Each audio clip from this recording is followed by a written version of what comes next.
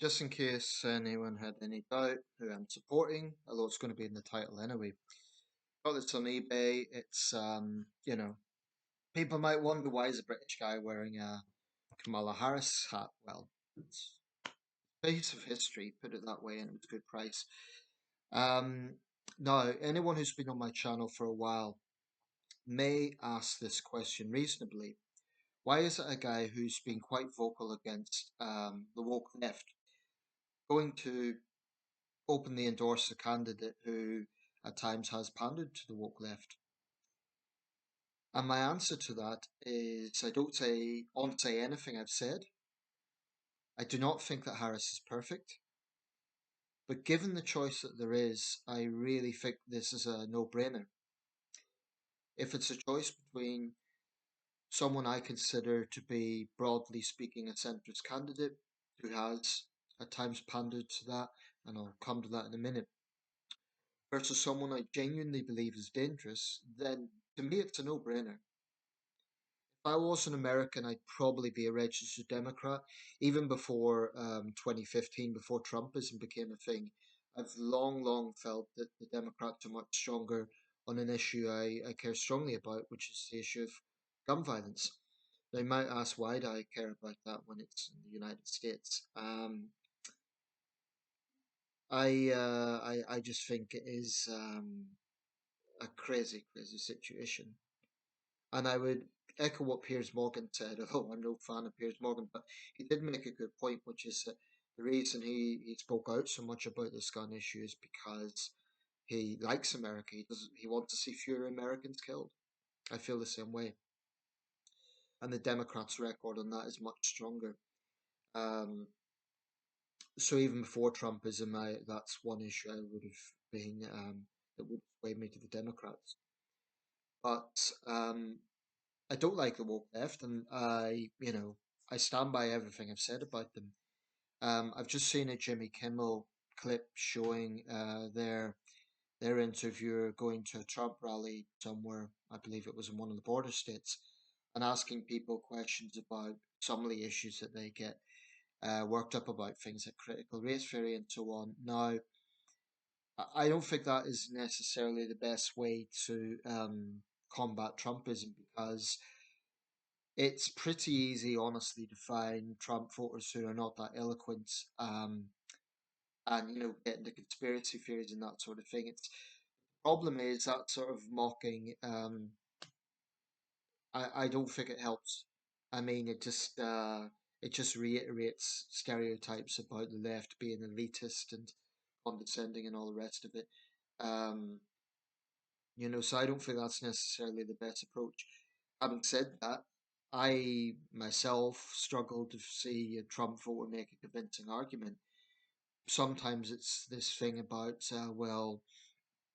yes, the guy says awful things, but look at the message, not the messenger. Well, the message is also a problem when he's praising the Russian dictator, for example, when he is this week joking about violence against journalists. I mean, that's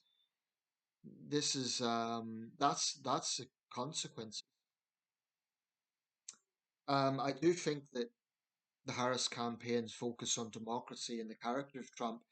Um, if she loses some support, it may be because the main issue that people are focusing on is the economy and immigration. Now, I happen to think that the Democrats are justified in talking about Trump's character, reminding people that he is a wannabe dictator. I don't think that's inaccurate. I think he has shown that with the things he said and done. The fact that he vows vengeance on the day he enters the White House, re-enters the White House. Um, I don't think it's misplaced. I got into a somewhat heated debate recently with a British guy who's a Trump voter and sorry, not a Trump voter, Trump supporter. And he said I was using emotive language because I used this term wannabe dictator.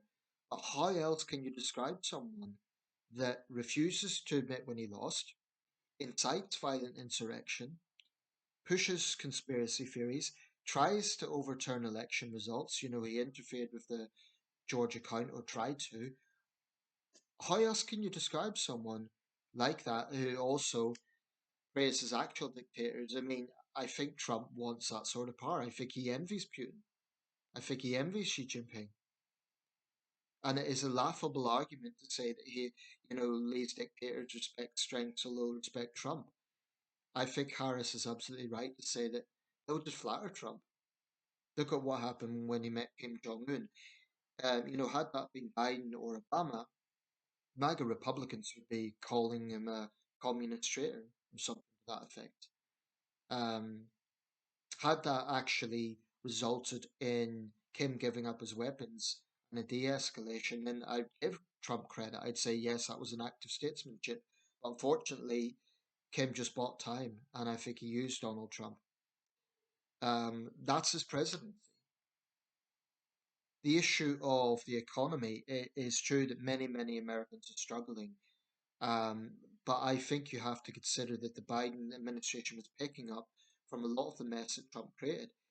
Yes, China was primarily responsible for the pandemic, with the appalling way they handled it. But Trump didn't handle it well as president. Those first critical weeks when it hit the United States, he was in denial. His response was lackluster. So that done severe damage to the economy. Remember when Biden took office, the death toll was approaching 1 million Americans. That I think when judging any president, you have to look at what they're inheriting. I even say that about Trump, and he would have inherited some of the problems from the Obama era. So I say that about every presidency. But Trump's legacy was so toxic that, frankly, his stink has hovered over the Biden years, not helped by the fact he's never admitted defeat. Um, but I could talk a lot about how awful Trump is, and I think he is. I do think there's a real threat of violence if he loses. And I think that history shows us that the Democratic candidate in the last 30 years has, in every election, I mentioned this in my last video, in every election they have won the popular vote, except for 2004. Every single election since 1992, the Democratic candidate has won the popular vote.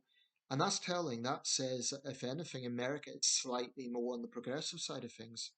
I think as outsiders, there's just sometimes this perception that America's really right wing and conservative. I don't think that's necessarily the case. Even the gun issue, there's millions of Americans who know there is a problem and want to see change. So sometimes Europeans have an unhelpful view of America as being really introverted and conservative. Certainly a lot of it's introverted, but I don't think it's all that conservative. Some of it is. It's a huge country, and but like I said, I could talk about Trumpism a lot. The election system itself needs some scrutiny. I mean, I saw a woman interviewed. She made a good point, which was that this system means that you have an election cycle going on for up to 2 years, from the Iowa caucus and the primaries to election day. In fact, to inauguration day, it's about 2 years. That's that's ridiculous. That's half of an entire presidential term. India has 4 times the population of the United States. It has the world's biggest election, and yet it's about 2 months. So if India can do that in 2 months, really, I think the problem with it dragging on for 2 years, that just reiterates the divisions. I think that's one of many things that needs to change. Certainly, I think the electoral college is flawed. If Harris wins tonight the popular vote but loses the electoral college, Democrats would have absolutely every right to be furious. They should be peaceful about it, but that would reiterate the need for electoral reform. Now, Trump is what he is. I think he's toxic. I think whatever happens tonight, he's going to claim that he's won. Nigel Farage has come out and said that he should go and play golf and concede graciously. Not his words, but he basically said he could concede. Well, that's interesting. Farage could have said that 4 years ago. And the Trump campaign was complaining recently about Labour activists going to Michigan to support Harris, although they weren't doing it in an official capacity. They weren't, acting as Labour Party members. Well, maybe the Harris campaign can complain about Nigel Farage sticking his nose into Trump rallies. Shouldn't he be representing the people of Clacton? Just a thought. Um, First votes have been cast in Dictator Notch, New Hampshire, and they don't help to show us which way it's going. 3 votes for Harris, 3 votes for Trump.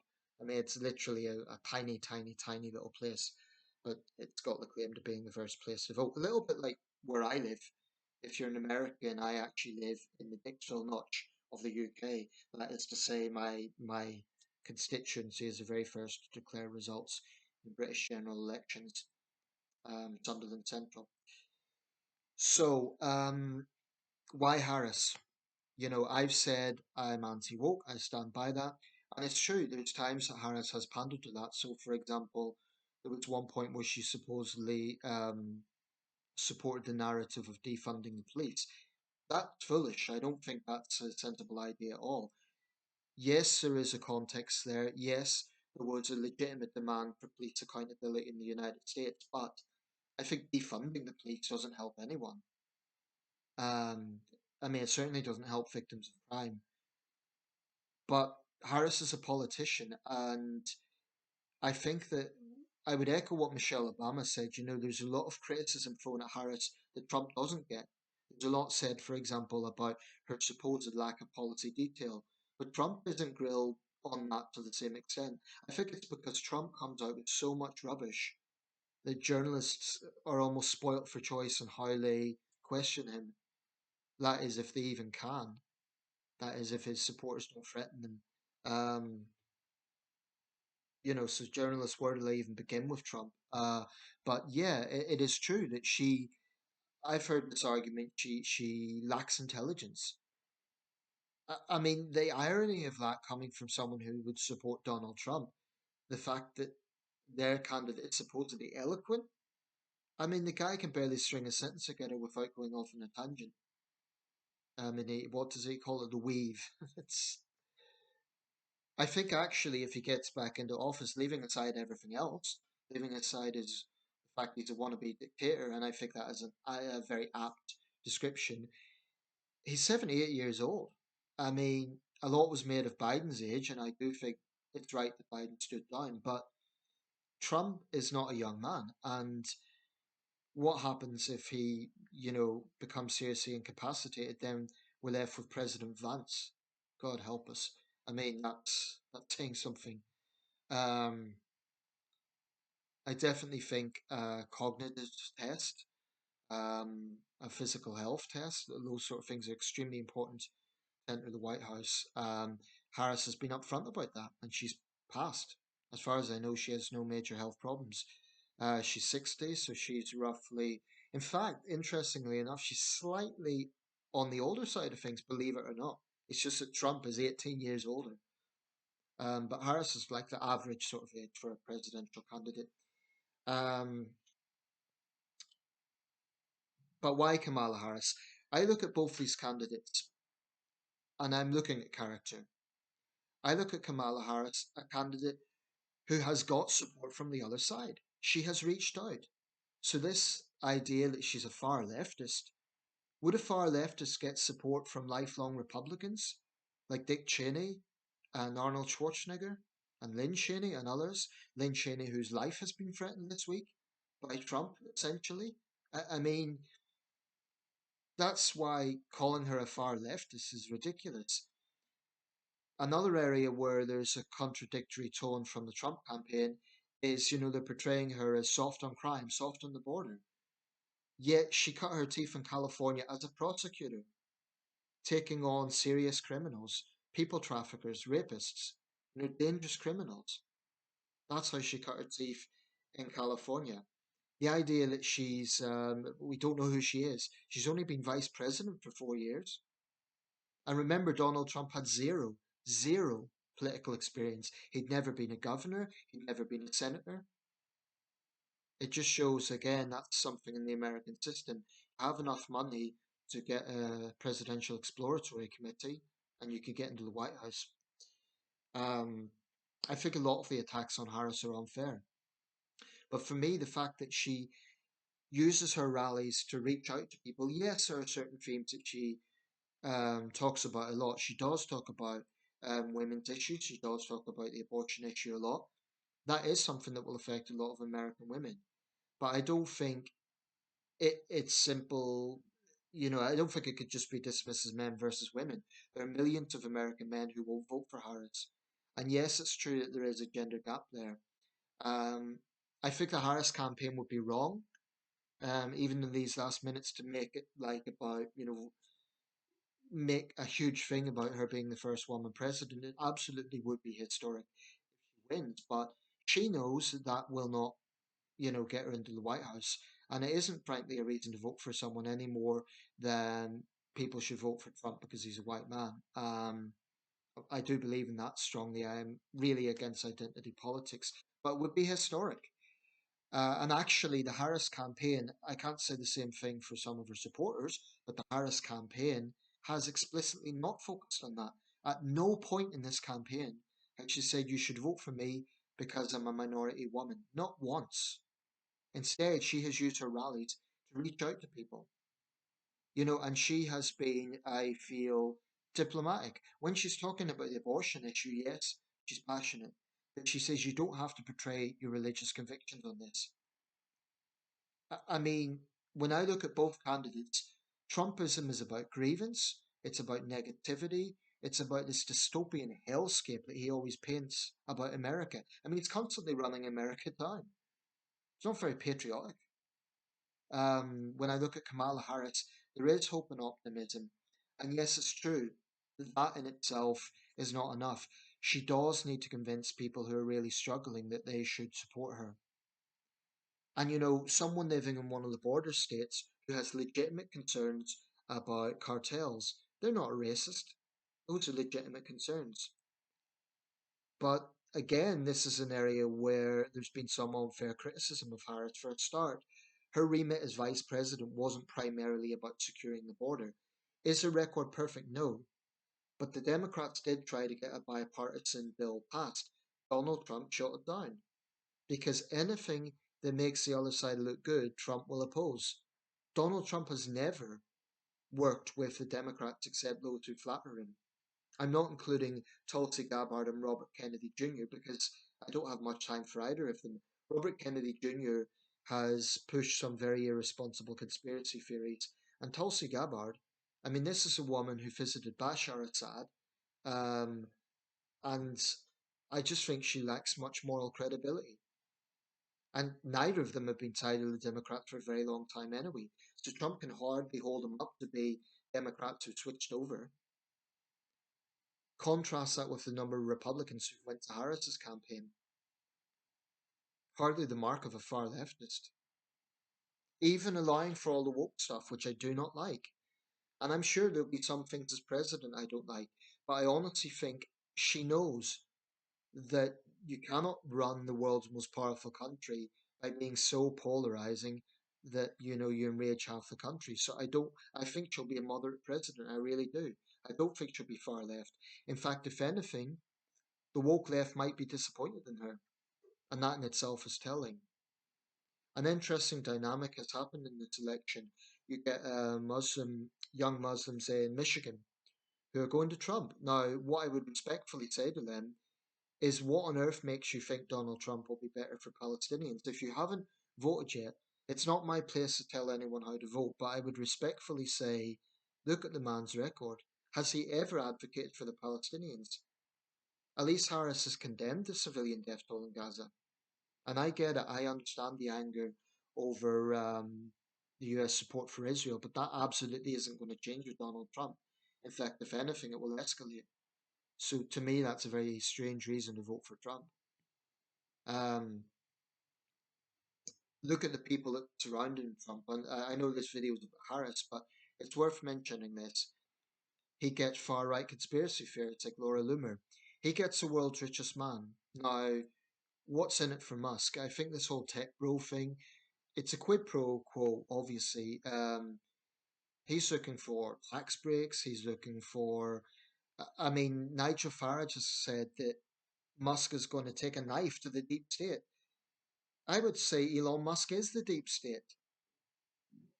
I mean, how could someone who is struggling in America say that the guy who has the world's richest man is the guy that it's going to be for them? It just doesn't make sense. I think you can look at the last 4 years and say the Democrats have not got everything right. Absolutely not.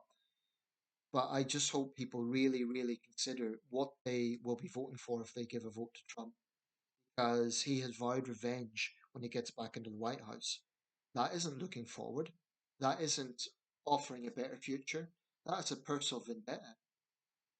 By contrast, Kamala Harris is a leader who offers optimism. She offers bridging the divide. I think she will do her level best to reach out to people. She's not going to be a perfect president. No president is. But I also think, look at her on the world stage. Imagine that. Imagine, for example, Donald Trump and Putin.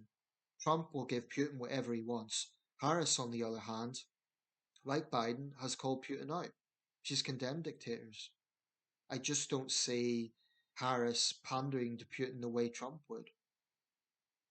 So, as an outsider, that's certainly a big concern. I mean, I don't look at this obviously just from an American perspective. There is a lot of domestic policy areas I strongly agree with the Democrats on. I would absolutely trust Kamala Harris over Trump when it comes to gun violence. Now, when we look at California, because it's often said that San Francisco can be both an asset and a disadvantage to her. She was born in Oakland, but she made her mark in San Francisco. California has severe problems. It's got a chronic homeless problem. It's got a chronic drugs problem. But interestingly enough, the Democrats there have actually started to get a bit tougher themselves. They've recognized that they were naive in some of their policy positions a few years back. I think they're starting to realize that the hard way. But I don't think it's fair to attack Kamala Harris just because she's from California. I mean, she's not governor. She wasn't mayor of San Francisco. She was a prosecutor in California. So that's her record in California. I think had she been the governor of California, she'd really, really be struggling right now. Because California, like I say, in fact, I suspect that's why Gavin Newsom didn't run, because he knows his record is nothing to shout about. But